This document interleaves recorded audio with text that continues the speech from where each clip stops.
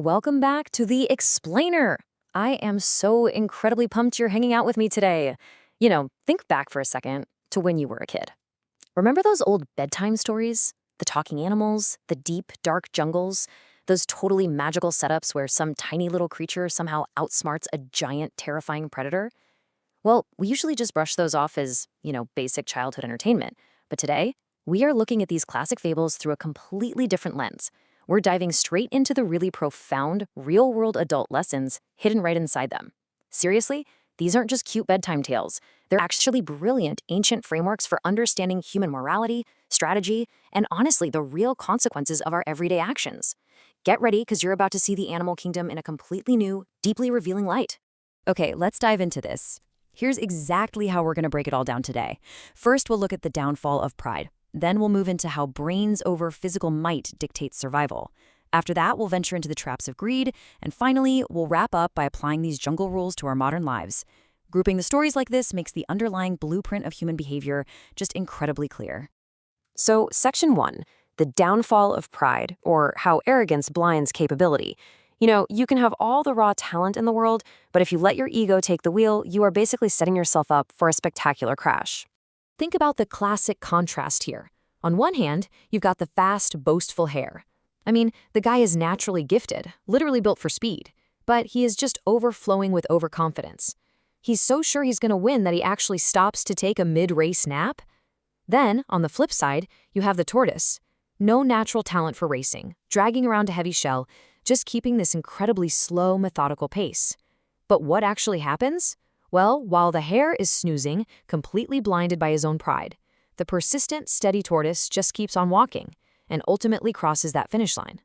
It just goes to show that natural talent means absolutely nothing if it's paralyzed by arrogance. And it's wild how perfectly this next story mirrors that exact same lesson. Picture this boastful crow. He decides to challenge a whole flock of these majestic swans to a flying contest over the open ocean. And just to prove he's better, the crow starts busting out all these exhausting, totally unnecessary mid-air acrobatic tricks. He's just showing off, right? Meanwhile, the calm swan is just flying steadily forward, pacing itself. Eventually, the crow's arrogance catches up to him and leads to total exhaustion. He literally starts plummeting into the sea. And in this deeply humiliating turn of events, the calm, steady swan actually has to swoop down and save the drowning crow. The parallels to the hare are just undeniable.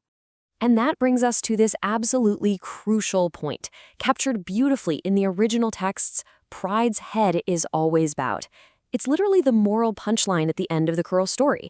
In both of these tales, we see this universal truth play out. Arrogance directly precedes a humiliating fall. The very second you start believing you're untouchable, you stop putting in the consistent effort you actually need to succeed. And that leaves you totally vulnerable to the folks who just put their heads down and do the work. Moving on to Section 2, brains over physical might. This is all about how intellect defeats size. The source material repeatedly proves a really comforting truth for us mere mortals. Being the biggest predator in the room definitely doesn't guarantee your survival. Intellect consistently beats raw size. Think about the insane contrast between these creatures. In one corner, we have the smallest, most vulnerable animals you can imagine, a tiny little mouse and a small hare. By all the laws of nature, these guys are, they're basically snacks. But then, in the other corner, you have the mighty, arrogant lions. The literal kings of the jungle. Massive, terrifying, completely invincible, right? Actually, wrong. In the fables we're looking at, it's those tiny creatures who completely outsmart and control the fate of those massive beasts. Take the absolute classic story of the lion and the mouse. A mighty lion gets woken up by a tiny mouse, and he is furious. He's ready to just eat the little guy. But the mouse begs for his life and promises to repay the favor one day. Now, the lion laughs at the sheer absurdity of something so microscopic ever helping him. But, he lets the mouse go anyway. Fast forward, and that same giant lion gets caught in an unbreakable hunter's net. All his roaring, all his thrashing, completely useless. It's the tiny mouse who hears him, scurries over, and uses his sharp little teeth to chew right through those thick ropes. The lion's arrogant amusement turns into this profound, life-saving gratitude. Now, let's see how this builds into an even more brilliant strategic play, this time involving a really oppressive, ravenous old lion. Step 1, a clever hare deliberately shows up late just to anger the cruel lion, completely throwing off his emotional balance. Step 2, when the furious lion demands to know why he's late, the hare invents this wild story about a quote-unquote stronger lion hiding in a nearby well who held him up. Step 3, the enraged lion marches over to the well, stares down into the water, and roars.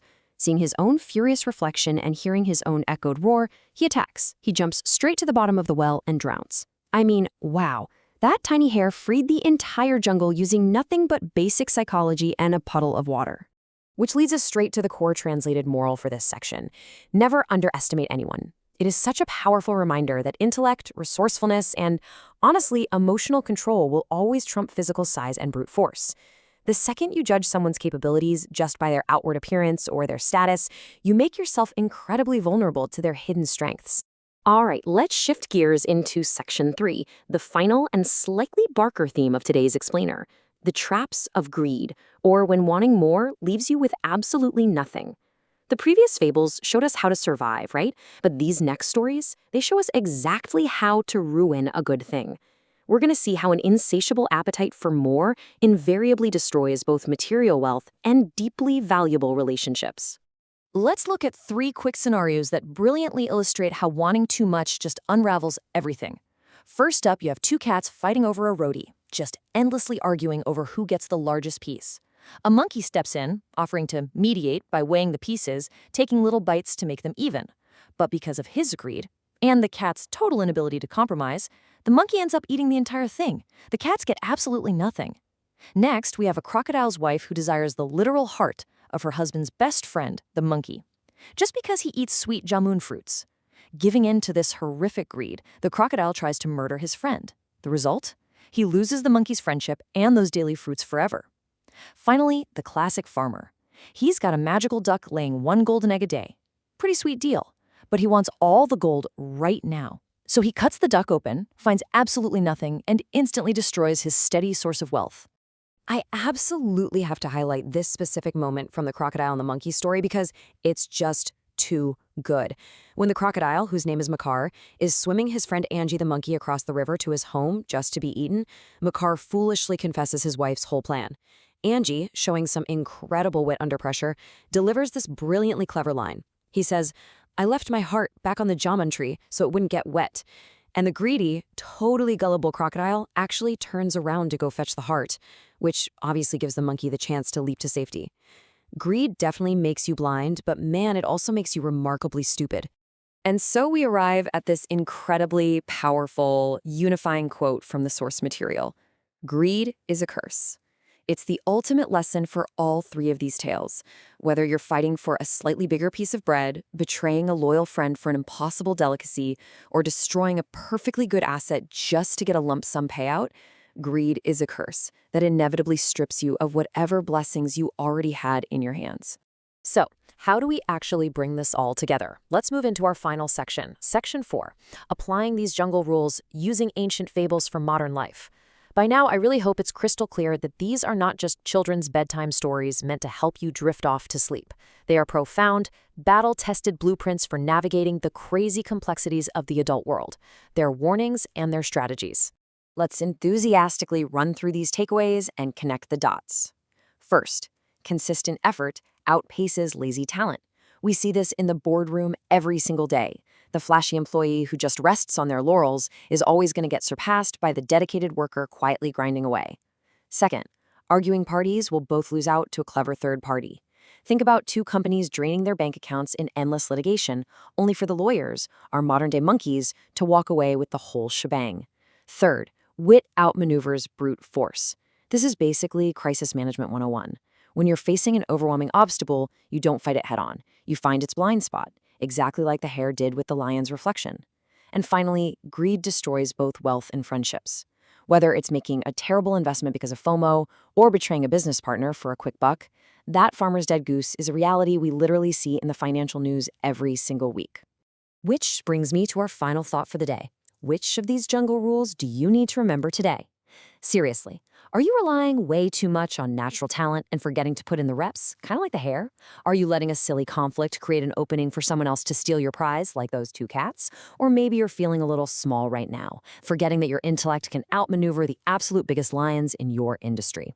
Take a second to reflect on your own life today. Thank you so much for joining me on this explainer. Keep these timeless morals in your back pocket, and I will see you next time.